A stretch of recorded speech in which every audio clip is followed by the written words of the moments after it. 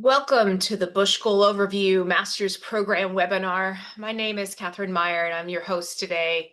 We're going to cover several versions of these webinars throughout the fall semester. Some of them will be a little more overview. Some of them will be very specific to certain programs. At least one will be career services, another will be about the student life here.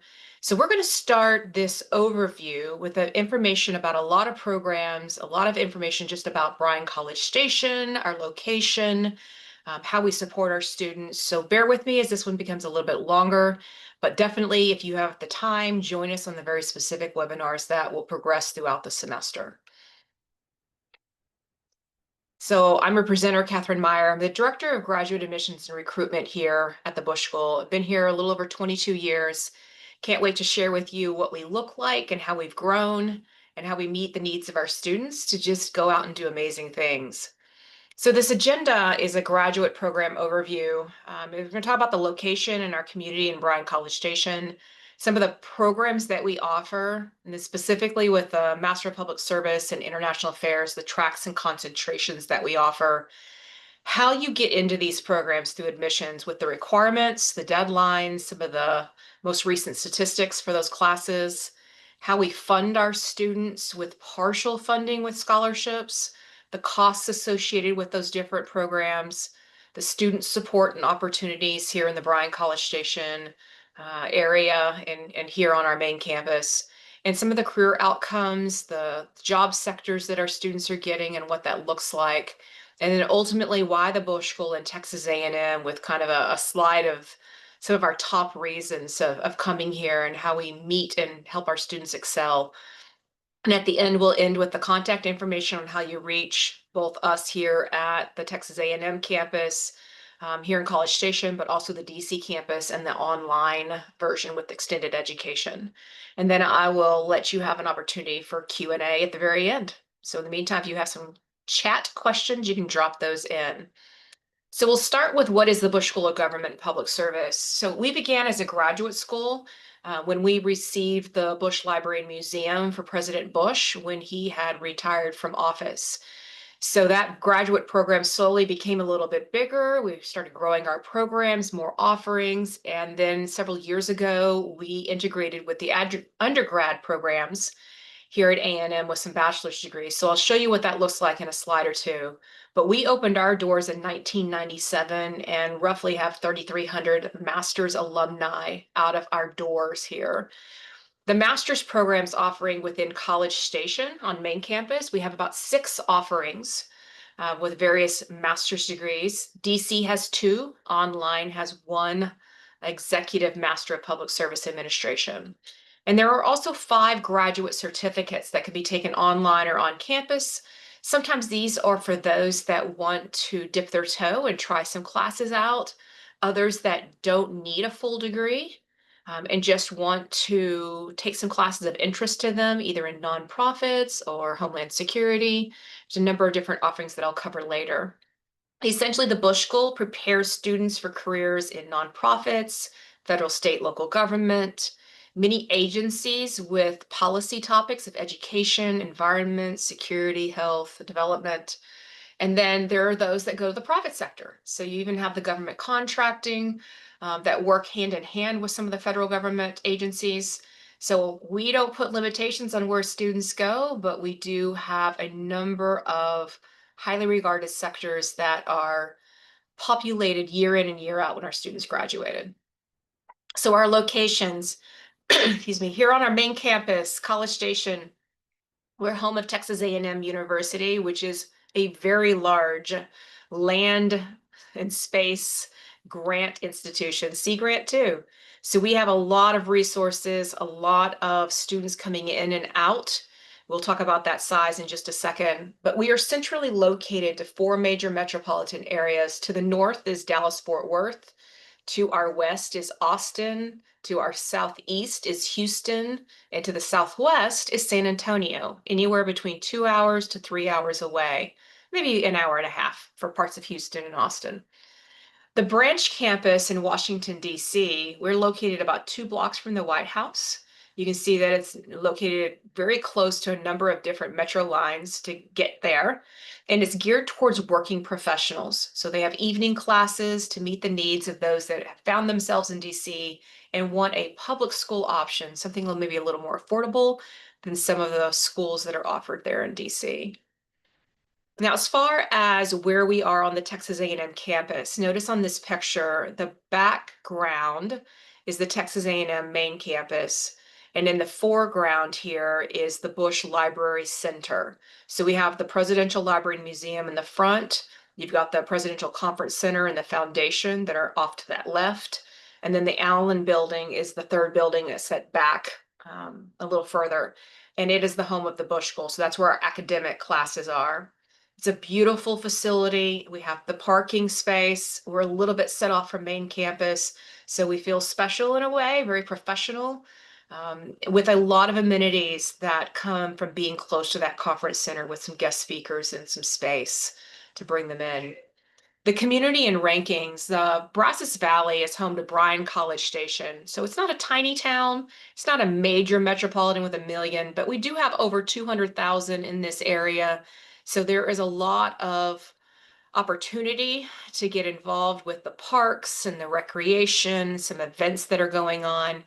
But as you saw earlier with our location near some other major metropolitan in Houston and Austin, students can go and attend concerts there or events there, go visit family, the friends, any number of events that are going on with South by Southwest or whatever that's being hosted that you might want to just expand. Hey, I got to have some fun while I'm here in grad school. So we love that it's in close proximity to that, but we definitely have our own amenities that students can attend and be part of, especially those tied to Texas A&M. There's a high ranking in categories for economy, quality of life. A lot of students are coming back after they've worked for a career and are retiring here. So College Station's ranked number 24 for one of the best cities to live in America. So Texas A&M University, I mentioned earlier that we're the largest in the nation. So we have an enrollment of over 77,000 students here. About 17,000 are graduate students all over the university. And we're about 400 of that with our first and second year public service, international affairs, political science even makes it higher than that. So we have a great, robust resource of Texas A&M and a small school where you really get to know each other. Now, as far as rankings and tied with memberships, the NASPA accreditation that we're a part of is tied with the Master of Public Service. That's a network of schools for public affairs and administration. And the APSIA above that is the Association of Professional Schools of International Affairs. So those two organizations help us keep up with a lot of the career and admissions trends and how things are going with other schools that are part of these groups so we can stay up to date with what's going on throughout the nation, not just here in Texas. And then NASPA does some of their own accreditation with different programs that then help with ranking. So US News and World Report has pulled on some of that with best public affairs programs. We're tied for number 26. We also have our subsets of nonprofit is 21, public management is number 21. We were ranked in Homeland Security a year before that. That often just tends to rotate on and off. MIA doesn't have an official ranking, but because we're part of the membership of APSIA, we know that we're probably in the top 35 to 40 programs in the world who do what we do in preparing students for security and development. Now, as far as the academic overview, just a brief, we have bachelor's degrees and master's degrees, doctoral and graduate certificates. So the bachelor's degree, political science, has been in place here at Texas A&M for a long time. They are now part of the Bush School heading. We added international studies a few years that has now evolved into the international affairs. And then most recently, we just started a public service and administration major that students now come get a bachelor's degree here at Texas A&M. The master's degree, which is specifically what I work with, is available here in Texas. They now have a couple of programs in DC and at least one online. So that Master of Public Service Administration and the Master of International Affairs are the ones that we're going to cover the most in this webinar. There are a couple of combined programs for 3-year degrees with public health and with economics.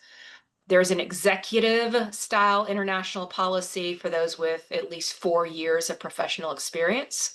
For that 1 year, get in, get out, largely military. It's offered both in Texas and in DC. The political science department is just now starting an official master's degree that they're recruiting for. It's done through their department, not through my office. National security and intelligence is a degree offered through our DC staff. And that executive public service administration is offered online through our Office of Extended Education. So we'll have contact information on how you can find the contacts for those staff that work with these degrees. The doctoral degree, the only PhD we have here within the Bush School is within political science. So that is offered through their department and their staff. And then as far as the graduate certificates, those are offered both in person here on main campus as well as online. And there's a number of different offerings. DC has now also joined in that bandwagon with the Advanced International Affairs. So that one is located in 3 parts. But students sometimes want to start that graduate certificate just to see what the courses are like, or maybe work on their GPA that wasn't the best undergrad, to prove that they can do this work. And some just because they're interested and they don't want a full degree. So there's all kinds of reasons. It's usually 4 to 5 classes to attain a certificate, and that would be transcribed here at Texas A&M. So it does count and can help with your resume building. So let's talk about the degrees themselves. I've got a couple of them to go over. The Master of Public Service Administration is the first. Some of the highlights for this is it is a 2-year, 48 credit hour program. Most students are full-time students. There are a handful that come part-time that might lengthen this out to maybe 3 years. But typically our students are doing 4 classes each semester. So 4 fall, 4 spring, summer internship, 4 fall, 4 spring, and then they graduate. It's a fall entry only, much like what the MIA will be that I'll talk about next. This is a NASPA certified program, so they've gone through a number of credentialing through our career services office, admissions, the departments. So it's a spectacular program. The complete 10-week internship is a requirement for our students. So everyone will need to come in and work with career services in the departments to secure an internship, with the exception of someone who may have already been working and they don't need the internship because they already have that work experience in their background, in which case it can be waived. The other requirement is working a year-long capstone with your fellow colleagues. So you would be in a class of 8 to 10 other MPSA students working for a client that a faculty member has gone out and found. And then you are doing consulting work and research for that client and then reporting it back in both a paper and a presentation. Another element of the MPSA is you can count some of those graduate certificate courses if you had done one. Up to 4 of those courses, 12 credit hours, can count towards our curriculum. So just keep in mind that you'd want to keep them as relevant as you can so that they can count towards maybe that tracker concentration that you're going to focus on. Now, as far as online courses, because the Executive Master of Public Service is an online option, there are a number of those courses that are of interest to our students, as well as some of the certificate courses. So you can take some elective courses online with that advisor approval. Just realize, though, it is a higher cost because those classes online are $1,500 more than what you would pay if you were sitting here in person. So keep in mind, core courses must be taken on campus. So just make sure you work with your advisor to set that up before you sign up for those kinds of courses. Now, Texas A&M undergrads can also pursue through this department a 3+2 program where they get in an early entry with certain majors. So there will be another webinar that I'll directly put out for our students here at Texas A&M that will talk about those options.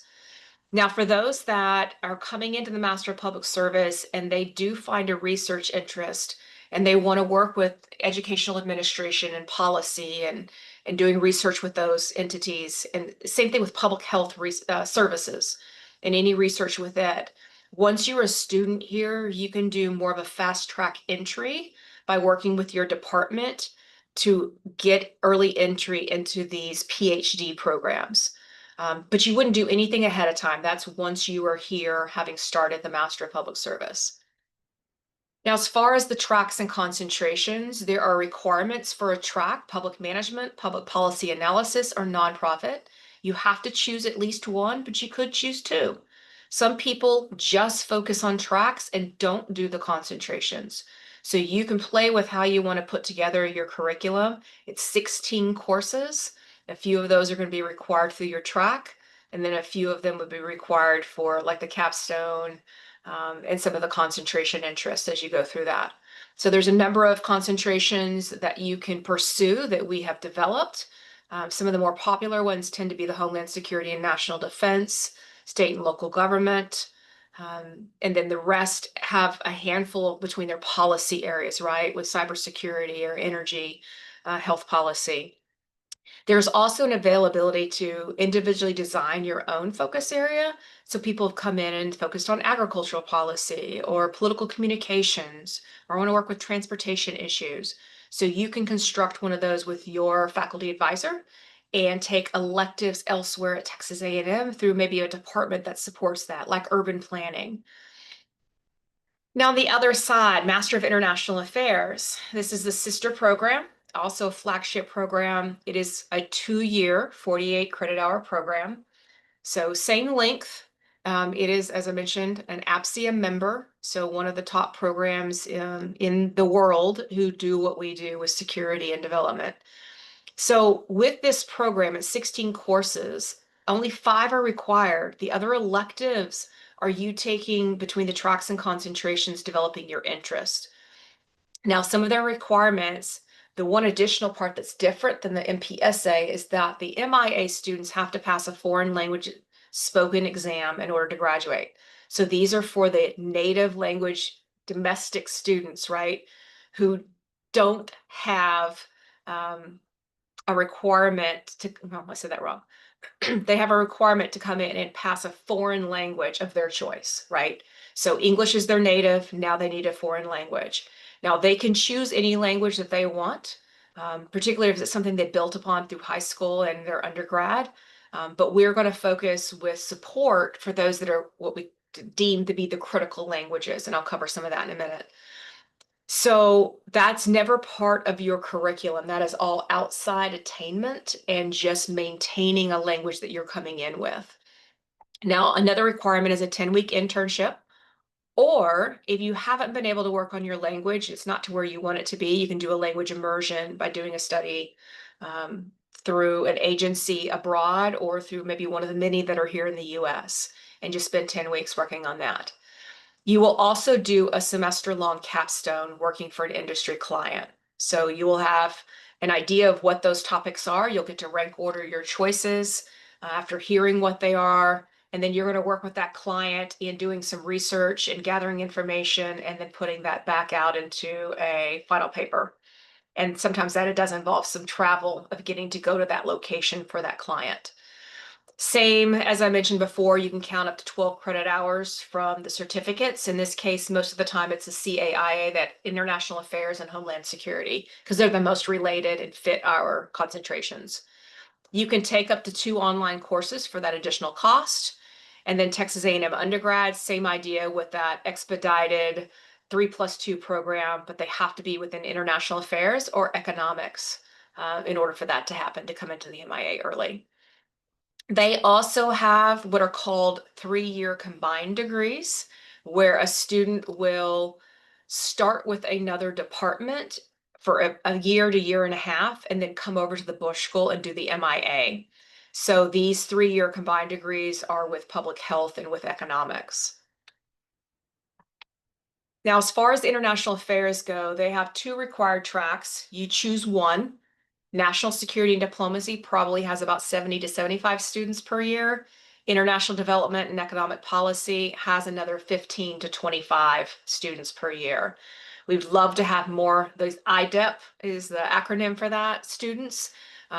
We don't want students to be afraid of economics. We've got some great professors that can help them understand some of the background of how those influence some of the issues that countries face with security because of the economic situations. So there's fascinating courses that students can work that into their electives.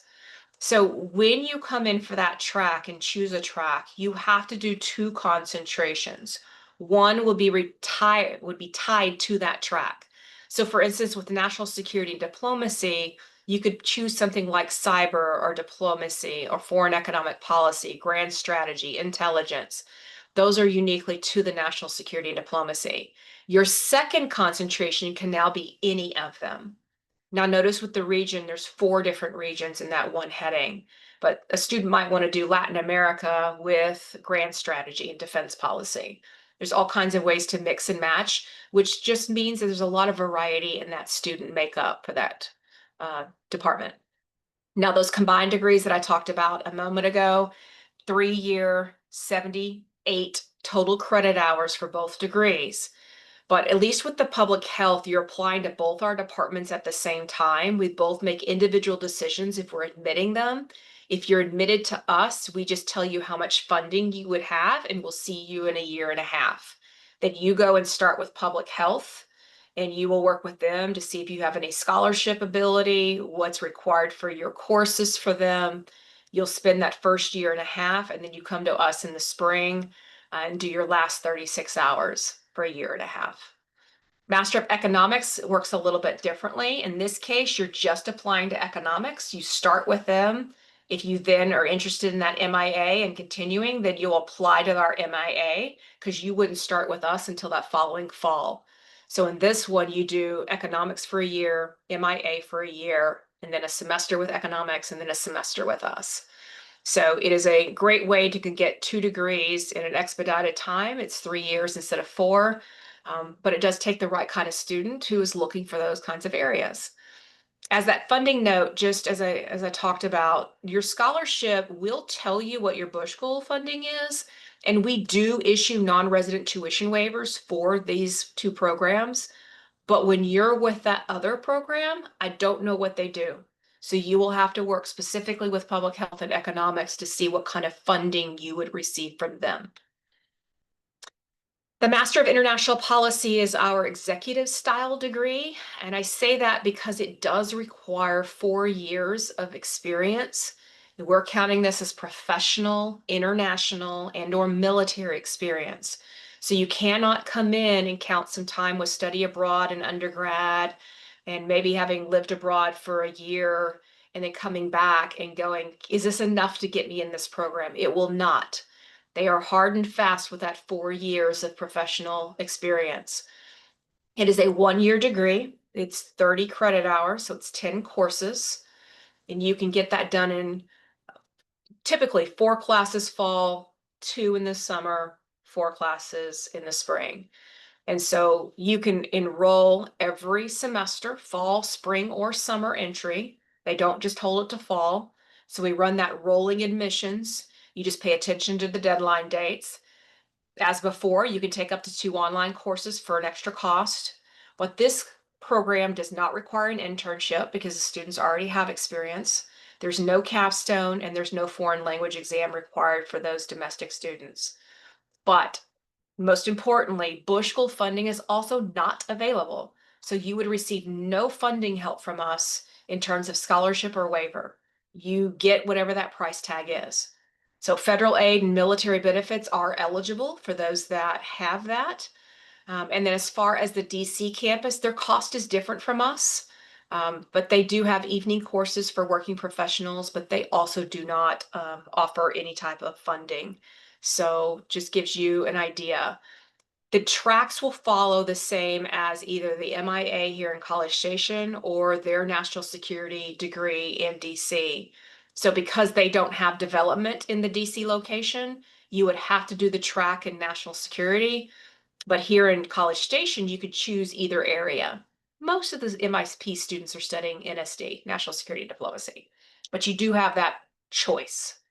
As far as electives go, you are choosing from any of those MIA concentration courses. They're just counting as electives for you because you're not required to do concentrations. And then DC, you're choosing from their courses, which is a little more limited in option because they're just a smaller program. Now, if you like what you see and you want to apply, the grad application requirements are as follows. All right, first of all, application that is available online through GradCast. You will find the link there all over the website under the admissions sections. The application fee is $89 for domestic students, $114 for international students. I do not offer international students an application fee waiver. And largely for a couple of reasons. One is the fairness of some ask, some don't, who do qualify, who doesn't. Part of it is also with a $114 cost. I want to know who's serious about applying and who really thinks they can make it work by coming here. We do not offer full rides. So if I get a lot of people who apply with no intention of enrolling unless they get a full ride, then I'm spending a lot of resources where I don't need to be. So you've got to be able to do that $114 application fee in order to apply. As far as the application fee for domestic, it's $89. I do have a few fee waivers for those that work with certain agencies that we partner with. For instance, Peace Corps. Student coming from Peace Corps can email us. We will pay that fee for them. I don't have waivers. I don't just get to wish it away. I've got to pay for it. And that is why we're very strict in who we can pay these for, because I only have a set amount of budget to do that. That is also found on the website under the fee section of who we can do it and how to get that fee waiver if you qualify. At the time you apply, you're doing unofficial transcripts. You only send official ones if you enroll with us. That's just to keep from admissions having to do all official transcripts and spending a bunch of time and you spending money doing it for people who have no intention of enrolling. So focus on those unofficial ones, get those sent in. You also have 2 recommendations. The longer you've been out, the further away from the academic kind of recommendation you can be. So someone who just graduated within 0 to 3 years, they probably want to do 1 to 2 academic. How did you do in the classroom? How, can you pull back from a faculty member or an advisor or somebody who knew you well and can support that recommendation? If you've been out for a lot longer than that, then you need to pull on someone who can talk about important features of your work ethic and how you work with others and that public service commitment, leadership, those elements that faculty want to see, that maturity and that drive in their classroom. That's what they're concerned with, and that's what they want to see in those letters of rec. So you just have to do 2 of those and get them in on time. Sometimes those recommenders need a little more time to get those submitted than what you think. So take care of that, line those people up, talk to them, let them know that it's coming when you submit that application. The resume, it's a professional resume. So it only needs to be 2 pages. And so focus on your attributes of internships, career opportunities, the work that you've done, the leadership, the involvement you've been in on campus or in your community, all those elements that you want to highlight on your resume definitely can be 2 pages. Please do not go longer than that. I don't need the research papers and all those that sometimes people will submit an SOV that ends up being pages long, because that does not influence anything with funding for us. We are not providing GA positions or TA positions, so it's not necessary. Personal statement, do spend some time writing about who you are, what you're interested in, and what you value about the Bush School education and where you're hoping to be for a career path. Faculty want to read that you are well thought out, well prepared, kind of know where you're going for a career pathway. And that resonates with them when they're evaluating your file. If you're an international applicant, you will have to meet a proof of English proficiency. Sometimes that is through a test. Sometimes that is through having maybe completed a master's degree or undergrad 4 years already in the US. So those are listed on our website. Make sure you check those out. And then the GRE, which used to be mandatory for most degrees, is now optional. We do encourage it if someone has a GPA below a 3.2 to help strengthen the file, which means you need to prepare for it.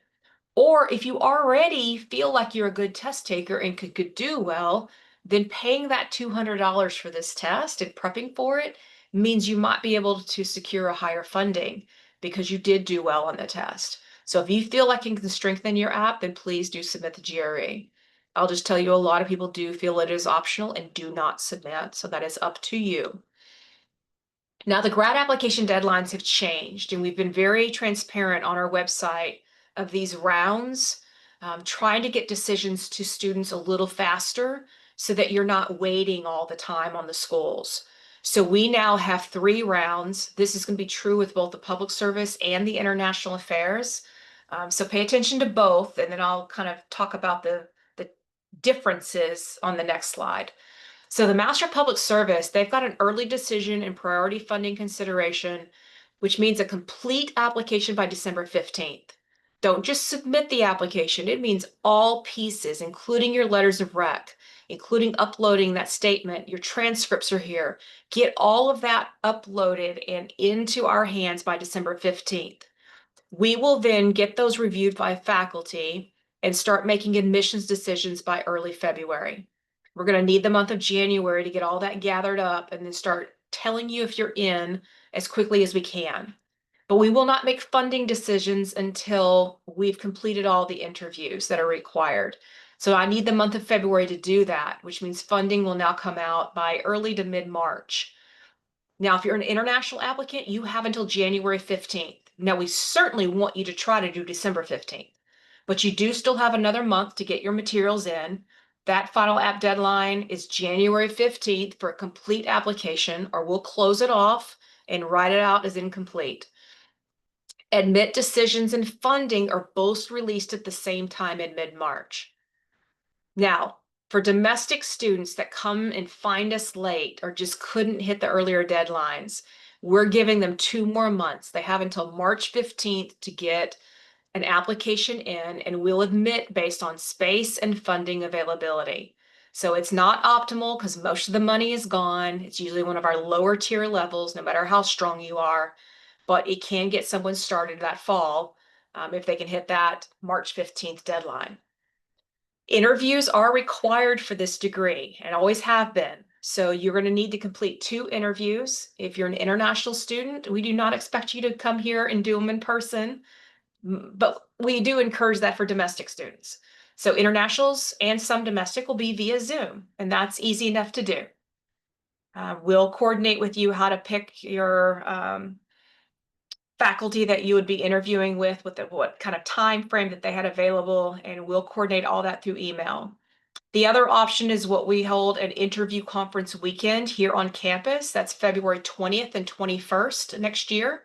And in that case, we're encouraging any student that can to please come on campus and interview and meet with us in person. We'll do alumni Q&A. We've got some student interactions. We've got opportunities to interact with our staff through find out more about how Career Services works with you, find out more about leadership program. So it's a great opportunity to come and just get a feel for Texas A&M and if this really fits your personality. And no matter what kind of offer frame you were given for this, you always have until that April 15th to make a decision. We love it if you tell us sooner than that, but you do have until that federal designation day. Now, MIA has the same rounds. Dates are a little bit different on some. So they're still doing round 1 by December 15th, but they will give funding decisions in early February with that admission decision because they're not doing interviews this year. We're instead doing a file evaluation. And that file evaluation by faculty will now be the scores that we'll use to go with how are we doing with our admissions and funding. So if you apply by December 15th, you'll hear back by early February. For round 2, for international students, you only have until January 15th. But if you do, you'll get admitting and a funding decision by mid-February. We'll work it as quickly as we can. And then final app deadlines for domestic students is a little sooner. It's only until February 15th, but then we'll try to get those admission decisions and funding released by mid-March. So they're going to have, instead of an interviewed weekend day, they're going to what is now called an admitted student day. We're going to move that to a Friday, February 27th, and you would interact with faculty, alumni, staff, same kind of ideas with Q&A, meeting one-on-one, seeing our facilities, but just to see if the Bush School is right for you. International students who can't come, we're going to look and see what we can do through an online format. I just haven't seen what that's going to look like yet. I'll get to that a little bit later. Same offer response deadline, you have until April 15th. Now, the 1-year MIP, this executive degree, runs completely different because it's not just a fall start. They have start spring, summer, and fall. So there's 3 different deadline dates. When all those materials are submitted by that date, they take a week to 2 business days to process that, get it in front of their committee, and make a decision. And there is no funding decision because they do not receive funding. So it's just you're in or you're out, and then here's what the cost is, right? So all that information is found on the website under the admissions section by each of the programs. So I've covered the 2 flagship plus the MIP because they're the ones that I work with specifically. Now, in case you're curious about the statistics, recent MPSA and MIA stats, keep in mind this is for this last year's incoming class, the ones that started just this August. Competitive enrollment. So I will say that you'll notice that the GPA is 3.48 and a 3.62 for 87 students and 483 students. Now, both of these programs had 90 to 100 students enrolled at one point.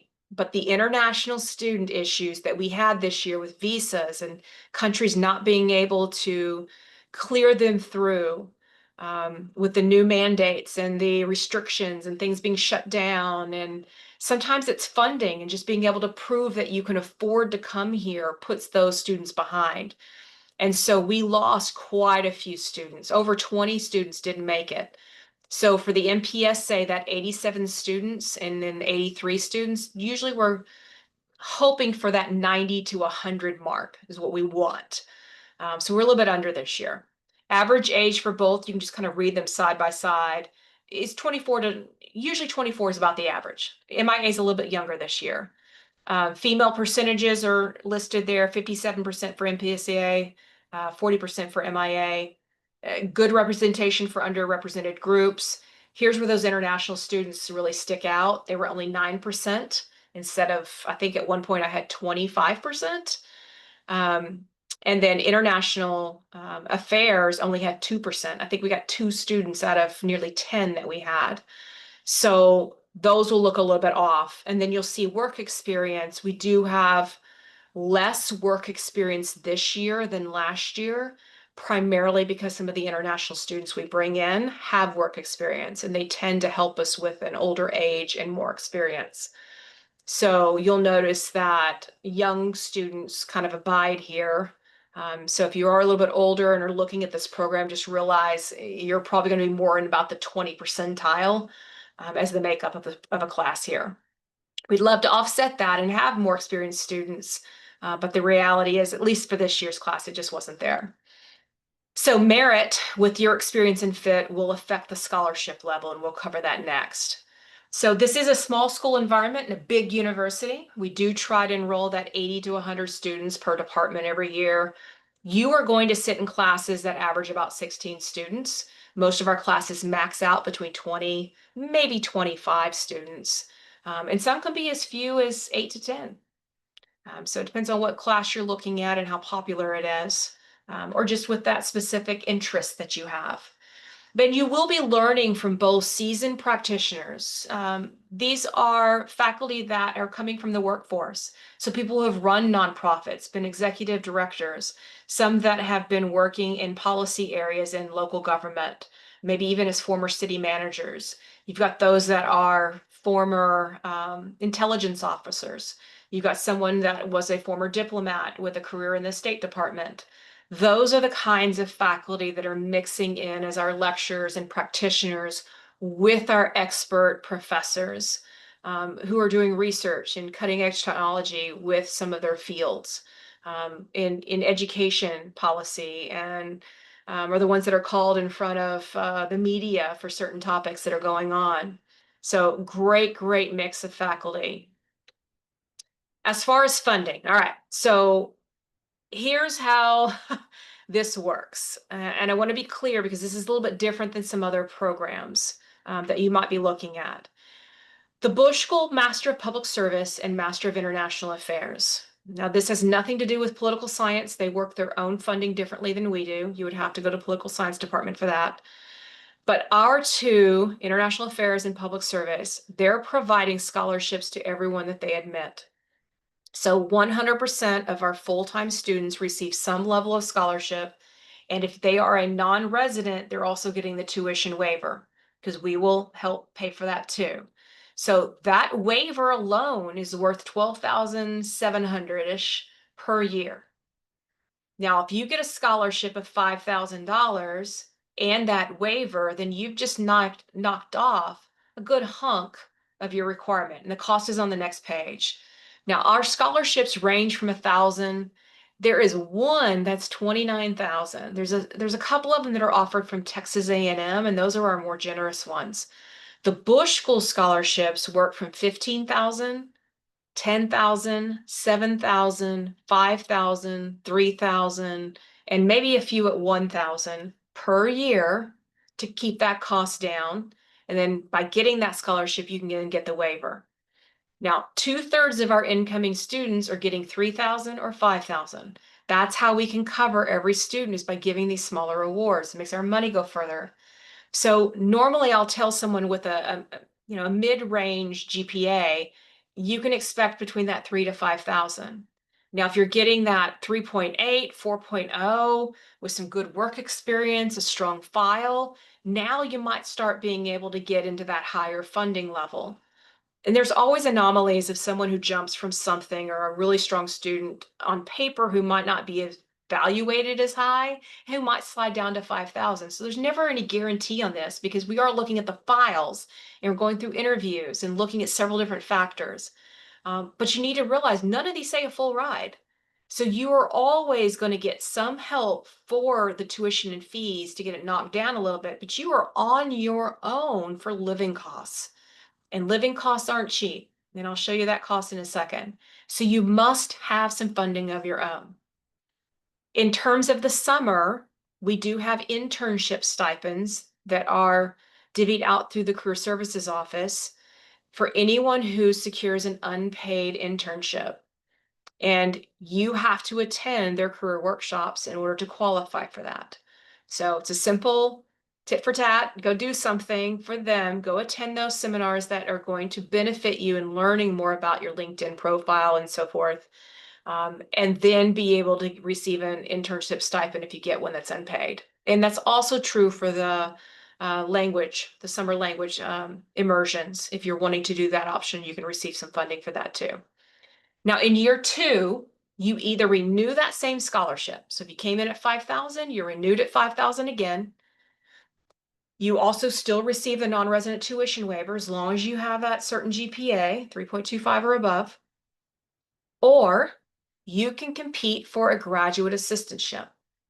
I say compete for because there's only a handful of these given per department, about a dozen, plus a few more that are done through staff, like for instance, recruiting or admissions, the Career Services Office, the Development Office. We also might be hiring GAs.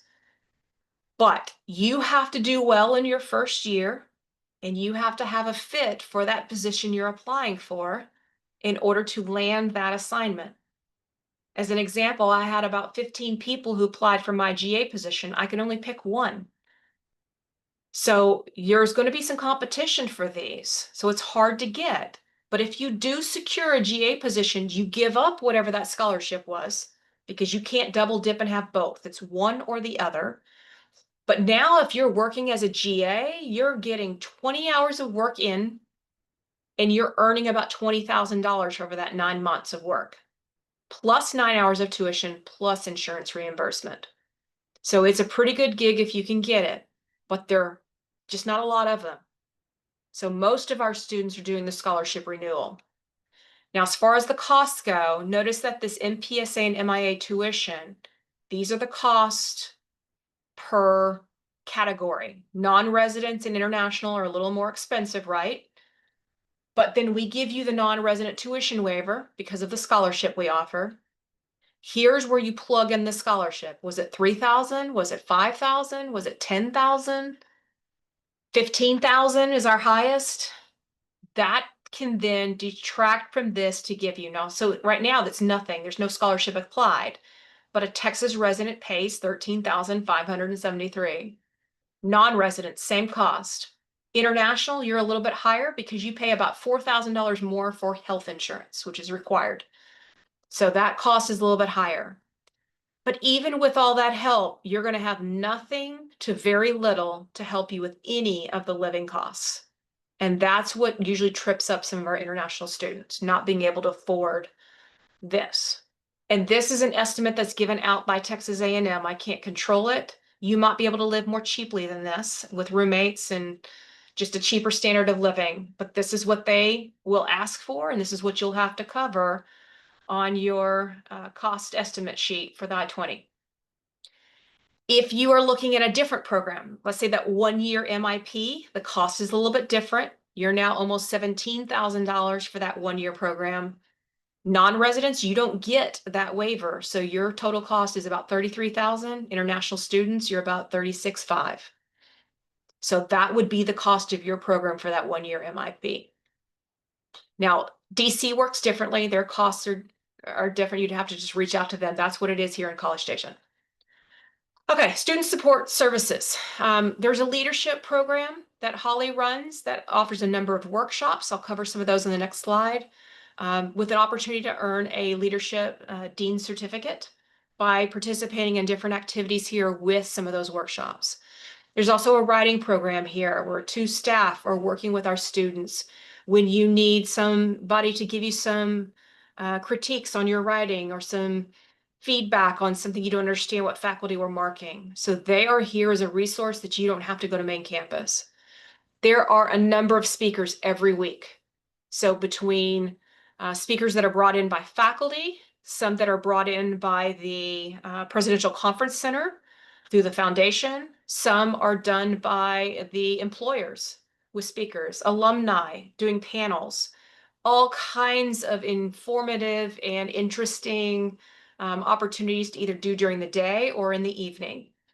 There are usually 1 to 2 conferences per semester that are being offered. That might be longer day. Institute kind of attend some speeches and take part in workshops that might be going on. There's Texas A&M library resources. A lot of our classes don't have books because you are doing e-reserves. And so you're saving on that cost. And our library professionals are top notch and will show you the ins and outs on how to check things out, where to find resources. We'll even use some of that for the language requirement when you want to get a hold of things like Rosetta Stone to practice. So no small feat in being able to utilize these wonderful resources from the library. If you are interested in travel for international opportunities abroad, there's either study abroad field trips or some field seminars that might be shorter in length. Like a field trip might be 2 weeks, where a field seminar might be 1 week. It just depends on what's being offered. I think there's one that's going to be hosted this summer by one of our Bush School faculty who's teaming up with College of Engineering, and they are going to be over a month this May or summer doing a trip to Barcelona. So those things will be published and out there, and you can sign up for the ones of interest to you and pay that additional fee. There's also a few semester exchanges with the Texas A&M Education Abroad office. Not as many of our students do this because it does put them behind for graduation typically, but those opportunities do exist, sometimes even during the summer. That can be counted for some of your internship experience, depending on what the work is. One that has been popular here has been with the Swansea University in Wales, and a few in Korea. Now, the capstone travel for those that are doing work with their clients, sometimes that's the field research that you're doing or going to your client's location for a presentation. So sometimes that'll be an additional opportunity for a week or a couple of days. Now, the foreign language requirement I spoke about earlier, this is for native language speakers. You, in order to graduate, must pass a spoken exam at intermediate low. That's a conversational level with the American Council on the Teaching of Foreign Languages. That's the company that we use for this. You might be able to get approval if you bring in a language from like a Peace Corps, if it's fairly recent, but you will work with our coordinator for that. If you're already, English is your second language, you're exempt from this.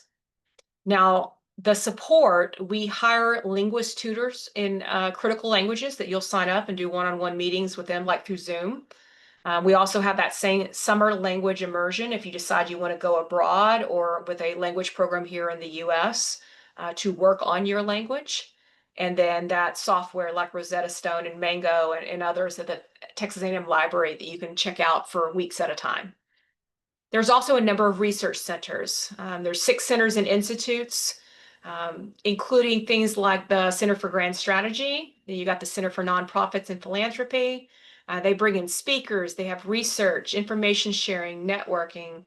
There's a complete section on the website. You can learn more about all these wonderful opportunities that these centers and institutes bring for us. And as far as student groups and involvement, it's not all about just coming to class and necessarily networking professionally, because you want to do that. But there's also a fun side, right? You want to get involved in SGA, student government. They have committees for tailgating and the potluck and getting ready for graduation and hosting some other events. You've got the Ambassadors Council. So those ambassadors are the ones that host our guests here for events and maybe have dinner with them or get them logistically from point A to point B. They're a great help. You've got the fundraising professionals, you've got the city and county management, you've got the ready room for our intelligence interest, intramurals for those that want to play sports with their fellow classmates and go and play flag football and kickball and all kinds of fun things just to blow off some steam. Those professional workshops I talked about earlier, the leadership samples, we've got some things that Holly presents with preventing burnout through stress management, guide to time management, networking for introverts. She even does a lot of the Myers-Briggs assessments that we'll pay for and explore your personality type.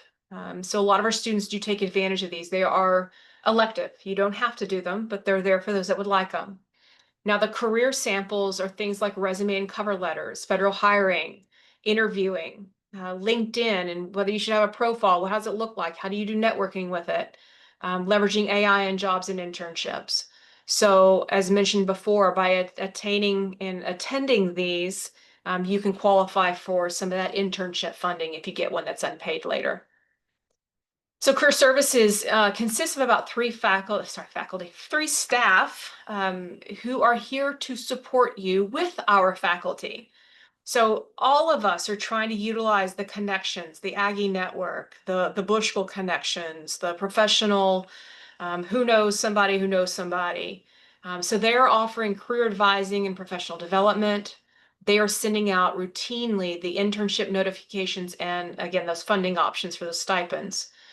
Employment average yearly is somewhere between that 89 to 99% for those that are responding to our survey and finding the relevant employment with 6 months of graduation. So we've got the 2024, the class of 2025 who just graduated, have a little bit to get their employment lined up, and then we'll report those out in February. And then there's the postgraduate career support. So no matter what time in your life, if you decide to change industry or there's something like what happened this past fall when USAID was cut and people were left in that field going, okay, now what? I got to go find another job. We were doing a lot of networking options with them and connecting them to other alumni in fields that might be relevant for them to try to help them get started in a new career path. So we are here to help for the rest of your working career. And then what we've listed here are the last 2 classes both 24 and 23 for MPSA and MIA, and in the sectors they're involved in. So if you look at MPSA in 2024 in blue, you're going to notice that their highest percentage is state and local government. That's 40% of their class are headed to that field. Nonprofits and federal government are the next two big ones. But on the MIA side, in the green, their biggest one is federal government and government contracting. So a lot of them are heading to Washington, D.C. or other areas with the federal government. And then nonprofits is their next biggest, with state and local to follow after that. So every class changes a little bit through those, which is more popular. Some of it's based on location, the kind of career they're looking for, and just the makeup of that class. But you'll see we work hard with ensuring that our students are finding the right jobs. These are some of the career sectors and some of the samples of those. I'm not going to read these off, but notice the federal government, that can include even international students who are coming back to their home countries to work within those agencies, if they were sponsored, right? So some of those are coming into international affairs, others are going into public service and working with their Department of Defense or Treasury. So you'll see any number of different laboratories, defense, you've got agriculture, security, Secret Service, labor, all depends on what students are looking for. State and local, now you're looking at maybe city management or maybe people working with budgets. But those were, some of them are here in Texas, some of them are out. That can be Texas Parks and Wildlife. It can be Illinois Power Agency, somebody working with the Council of Government, Health Department in North Carolina. Nonprofits, you've got some that are going back to work at universities with philanthropy and fundraising, some that are looking with Justice Reform Center, you've got Habitat for Humanity, Save the Children USA. It's all over between more of a community network all the way up through international. And then private, we're going to support you no matter what. Now, a lot of what we publicize is that a lot of our students, 70 to 75%, go into public service, but that's not for everybody. And some people are going to find the jobs that fit what they're looking for best, and the private industry does it. So there's several in here with another even university, but Energy Transfer, ArnNet, Lockheed Martin, the Cohen Group, there's all kinds of options for our students.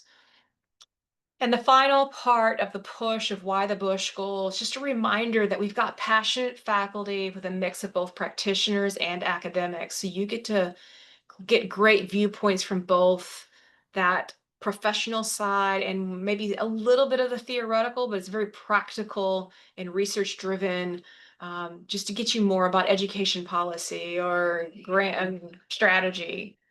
Specialized concentrations that you get to choose from. What interests you to build your knowledge to get you ready for your career? It is a collaborative environment. It is not cutthroat here. We are here to support each other, help each other get through and do wonderful things for each other. And that's building those peer cohorts, especially here in College Station when you are here all day long taking classes. The consulting projects with industry leaders, professional internship, or you might have chosen the language immersion. This is a research university, Texas A&M, huge, vast resources and connections. It's also a best value public university because it's affordable. Speaker events, conferences, career and faculty advising, you're never left on your own, right? You got people to go to that can help keep you on track and focused. And then there's excellent employment rates and options, which we just covered. And then ultimately, yes, it's still going to cost you something. It's not free, but it is affordable between the scholarships, the waivers, and the more affordable living costs. So we hope that convinces you the reason of coming to Texas A&M and the Bush School. If at any time you do have questions, do check us out online. That bush.tamu.edu is for the availability of finding us at the main part of the website, and then just look at those tabs and find the admissions or the academic or students is where you find career services, and then reach out. So Ashley and myself, I'm Catherine, work with the Bush School admissions at TAMU. Once you apply, you'll work with Ashley at Bush School applications at tamu.edu. Our phone number is listed there. If you need to get a hold of the online executive master of public service or any of the certificates, you work through our Office of Extended Education and their email and phone there. If you're interested in being in Washington, D.C. and taking that NSI, National Security and Intelligence, or the MIA degree, then you've got an option to contact them for their costs and what they look like, and they'll be happy to help. So I know this is a lot of information. We do have other webinars that are coming up, so pay attention for those that are more directed to career services or how to be competitive in the admissions process. It'll repeat some of the information, but it'll also give you some new information that's very specific to those topics. So I hope to see you there. Thank you so much for joining us today. And with that, I will sign off and hope to see you at another time. Thank you, guys.